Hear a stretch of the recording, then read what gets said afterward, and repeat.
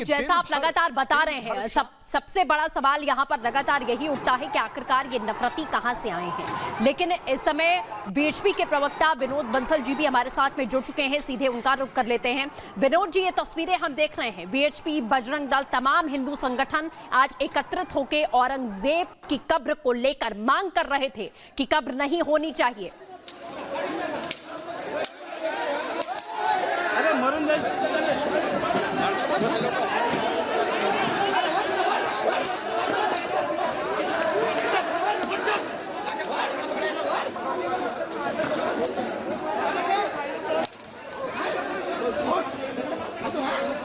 तो ये तस्वीरें इस वक्त हम आपको लगातार दिखा रहे हैं, आप यहाँ पर देख भी सकते हैं कि कैसे पुलिस की टीम अब मार्च करने के लिए यहाँ पर पहुंची हुई दिखाई दे रही है और उपद्रवियों पर लाठीचार्ज की तैयारी यहाँ साफ तौर पर कर दी गई है।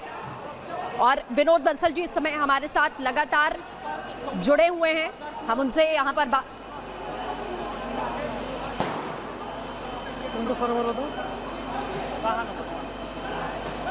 विवेक के पास दोबारा से चलते हैं। विवेक, की लाइव तस्वीरें हम यहाँ पर दिखा रहे हैं कि कैसे पुलिस मार्च करती हुई नजर आ रही है। विवेक, बिल्कुल पुलिस मार्च कर रही है। हम आपको लगातार कह रहे हैं कि सर्च ऑपरेशन पुलिस चला रही है। जो इसके पीछे हैं, जो रोड़ेबाज हैं, पत्थरबाज हैं, उन्हें तलाशा जा रहा है। और आप कह रहे हो, हम बराबर कह रहे हैं कि ये पाक महीना रमजान का है, सभी लोग मिलजुल कर मनाते हैं। और यही संदेश यहाँ पर जब हम खड़े थे औरंगजेब की कब्र के पास, वहाँ भी जो मुस्लिम समुदाय के लोग थे उन्होंने कहा कि आपसी सद्भावना बनी रहनी चाहिए। और सबसे पहले रिपब्लिक भारत ने उस बाइट को चलाया, उसे दिखाया, उस बयान को सुनाया कि आम लोग क्या चाहते हैं। लेकिन नागपुर में कौन सी तैयारी थी? ये सवाल बनकर सामने आया है कि नागपुर में जो तैयारी थी वो सुनियोजित तैयारी थी, क्योंकि इतने सारी पत्थर कहां से आ गए, इतने सारे संख्या में पत्थर कहां से आ गए, इतने लोग कहां से आ गए जिन्होंने गाड़ी को निशाना बनाया। आपकी लेकिन सबसे बड़ा इन सवालों की जांच की बात होती है, आखिर किसने निशाना बनाया और निशाने के पीछे कौन था? तो कई सारे सवाल हैं और इन सवालों का जवाब भी देना होगा, खासकर उन लोगों को जो इनके पीछे हैं, जो लगातार निहत्थों को निशाना बना रहे थे, जिनकी पूरी तरीके से जिनकी योजना का पर्दाफाश हो चुका है, उनके दिमाग में नेगेटिविटी थी, नकारात्मकता थी, जो खुलकर पत्थर के तौर पर सामने आई है। लेकिन सबसे बड़ा सवाल है कि यहां पर पुलिस कंट्रोल करने के लिए गई थी और जिस तरीके से आप तस्वीरें दिखा रही हैं उसमें आप साफ तौर पर दिखाइए और देख भी हम रहे हैं, गाड़ियों को आग लगा दी गई, शीशे तोड़े गए, भारी नुकसान पहुंचाने की कोशिश की गई, नागपुर को दहलाने की कोशिश की गई और नागपुर से पूरे महाराष्ट्र को दहलाने की कोशिश की जा रही थी। तो ये इनकी योजना थी जिसका खुलासा बहुत जल्दी हो गया। हम ये बराबर कह रहे हैं कि बहुत जल्दी इनका खुलासा हो गया, क्योंकि इसके बाद ये बातें आगे बढ़ती उससे पहले ही पुलिस ने इन्हें रोकने के लिए सारे प्रयास कर दिए। अब ये समझिए यहां पर कि जब भी कोई ऐसी घटना होती है, पुलिस सबसे बड़ी पुलिस की जो ताकत होती है वो ही सूचना तंत्र। यहां पर पुलिस का सूचना तंत्र कहीं ना कहीं फेल यहां पर होता हुआ नजर आता है, क्योंकि अगर ये सूचनाएं उनसे पहले मिलती होती, कुछ ऐसी तैयारी हो रही है, कहीं का पत्थरबाज जो है पत्थर इकट्ठा करके रखे हुए हैं, और इसी तरीके की घटना संभल में भी हुई थी, उसी तरह की घटना यहां पर सुनियोजित तरीके से हुई। किसी को नहीं मालूम था कि छत पर से भी पत्थर फेंके जाएंगे और ये बिल्कुल रिपीट हो रहा है, ये रिपीट हो रहा है और बार बार रिपीट इसलिए हो रहा है क्योंकि ये दिखा रहे हैं कि हमारी जो संख्या, हमारी जो आबादी है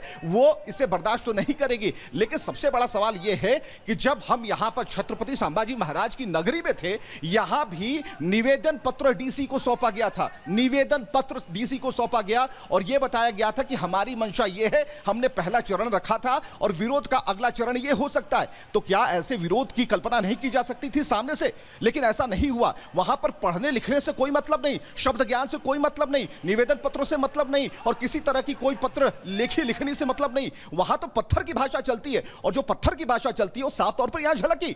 पत्थर की जो भाषा है साफ तौर पर दिखी, पत्थर की जो भाषा है साफ तौर पर गाड़ियों पर दिखी, टूटे हुए जो शीशे हैं गवाही दे रहे हैं, जली हुई गाड़ी गवाही दे रही है। और उन पुलिस वालों जो कि रोकने का उन्होंने प्रयास किया, शांति बहाल करने का प्रयास किया, उन पर हमले किए गए, उनके सिर फोड़े गए। काफी संख्या में जो पुलिस वाले हैं वो इंजर्ड हैं। और सबसे बड़ा सवाल है कि इसके बाद जो सर्च ऑपरेशन चलाया जा रहा, ढूंढने की कोशिश की जा रही है, क्योंकि सारे मुसलमान एक जैसे नहीं हो सकते, लेकिन जो उपद्रवी लोग हैं इन्हें भी चिन्हित किया जाएगा। इसके पीछे कौन थे जिन्होंने अपने चेहरे ढक रखे थे, जिन्होंने साजिश कर रखी थी, कि 7:30 और 7:30 बजे के बीच हमें शिवाजी पार्क के पास आना है और वहीं से इस घटना को अंजाम देना है। तो एक बहुत बड़ा सवाल यहां पर पैदा होता है कि आखिर जो मंशा है, कथनी और करनी में आसमान और जमीन का अंतर है और भरोसा जीतने लायक तो कोई बात ही नहीं है। यहां कैसे आप भरोसा जीतेंगे?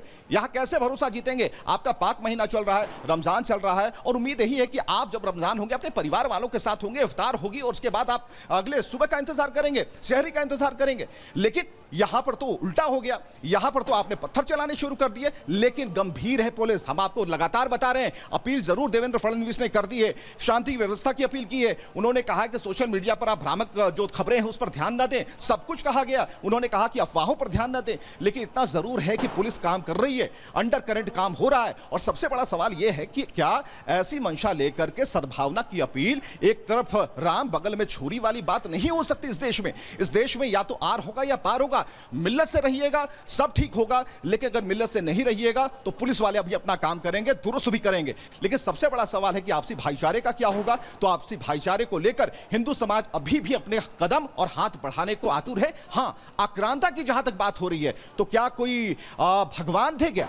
सबसे बड़ा सवाल है। यह सवाल हमने यहां से भी पूछा, कोई भगवान थे? और क्या 300 साढ़े 300 साल पहले के इतिहास को लेकर आप सारी चीजों को बदल देंगे? सबसे बड़ी बात है कि यहां पर जो चीजें चल रही हैं उसमें हमने पता किया, यही के गुरुद्वारे में गुरु गोविंद सिंह के हाथ से लिखी हुई औरंगजेब को वो चिट्ठी है जिसमें साफ तौर पर कई पन्नों में 100 पन्ने से अधिक की चिट्ठी है। सब कुछ अपने 4 बेटों को खोने के बाद वो चिट्ठी लिखी और ये श्राप भी दिया उन्हें, औरंगजेब को, और क्रूर शासक बताया। क्या नहीं कहा? उस पत्र को हम जरूर आपके सामने लाएंगे।